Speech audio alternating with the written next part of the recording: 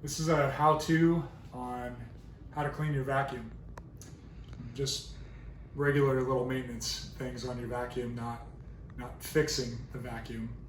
And like a lot of my videos, you're gonna find this isn't so much about it being difficult or that people can't figure these things out, but a lot of us just don't do these things. And so that's one of the things I'm hoping to encourage on my channel is just that we would do these things on a more regular basis, keep our stuff in better shape, and therefore it's gonna break down less and we don't have to buy new stuff as often, and our stuff that we have functions better. So we're going to just do simple little maintenance on the vacuum.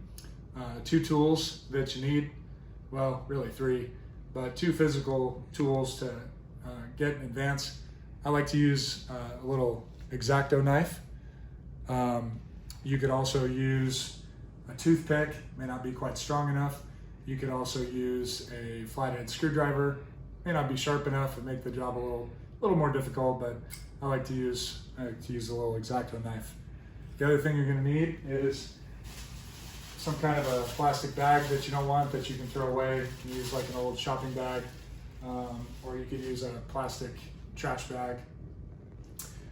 And then the third tool that I mentioned is going to be water, like your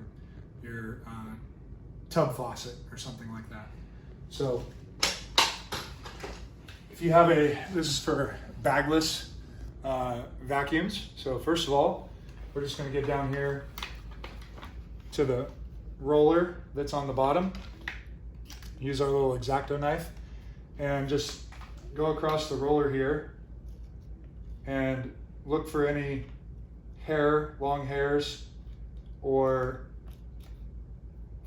fibers that are wrapped around, and just cut them and pull them out.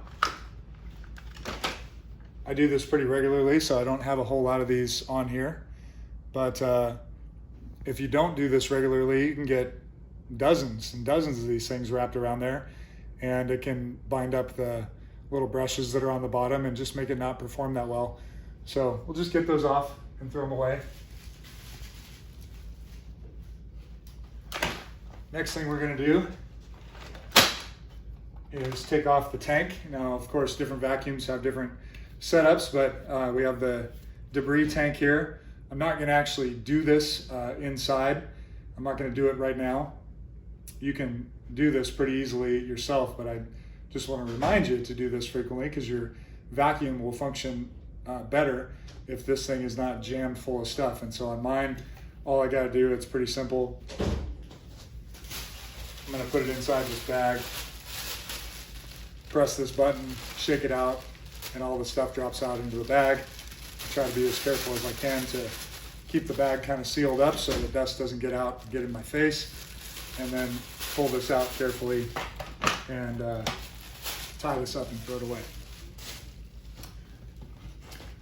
Again, some of these things are going to be different on different vacuums, but this Dyson, you pop this cap here, and there's a filter inside here that needs cleaning periodically. Usually there's hairs and stuff on here that we need to start by pulling those off and disposing of them, hair and other little dust particles and things like that. And then there may be instructions with your vacuum, specifically how to wash this.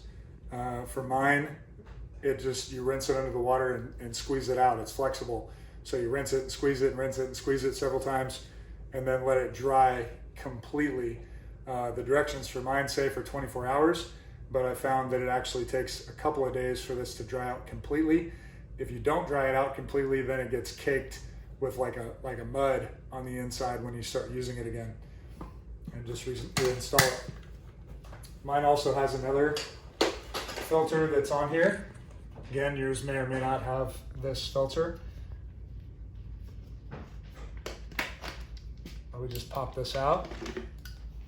And again, for mine, there's little instructions on here. Yours probably has some kind of instructions, either if not on it, with the owner's manual that you can check.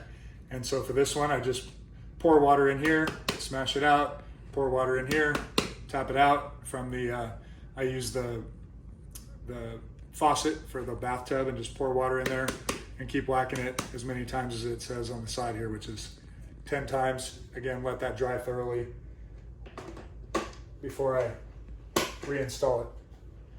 So again, a lot of this stuff really simple, but these are things that we just don't do. And I want to encourage you to take good care of your stuff so that it functions optimally and lasts you longer than the average. I put it in my calendar to do this once every 3 months.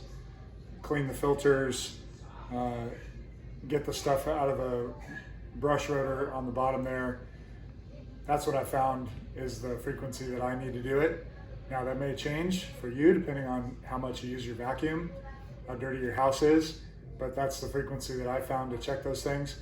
We do have to empty the canister of the dirt and dust more often than that, but those other maintenance items I just put it in my calendar to do every 3 months. So if you haven't done it in years, it's time to do it. Put it in your calendar to do it more regularly.